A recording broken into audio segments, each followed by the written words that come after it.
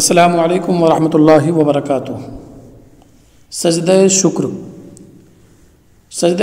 مستحب ہے۔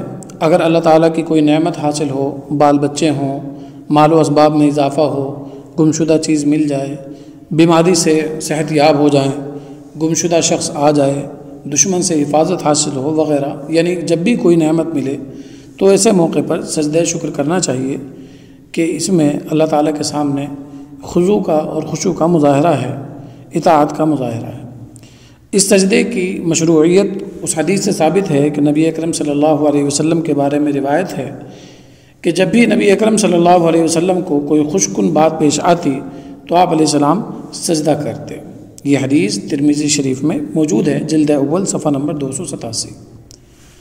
سجدہ شکر کا طریقہ وہی ہے جو سجدہ تلاوت کا ہے، البتہ نمازوں کے فوراً بعد اس طرح سجدہ کرنا مکروہ ہے کہ اس سے ناواقف لوگ یہ وہم میں مبتلا ہوں اور آہستہ آہستہ اسے سنت اور واجب کا درجہ دینے لگیں۔ اس لیے سجدہ شکر الگ ادا کیا جائے، نمازوں کے فوراً بعد ادا نہ کیا جائے، بہتر یہی ہے۔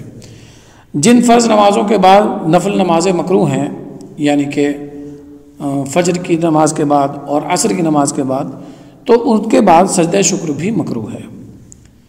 اچھا، نماز ہی میں سجدہ شکر کی نیت سے ایک الگ سے سجدہ کر لینا یہ درست نہیں ہے۔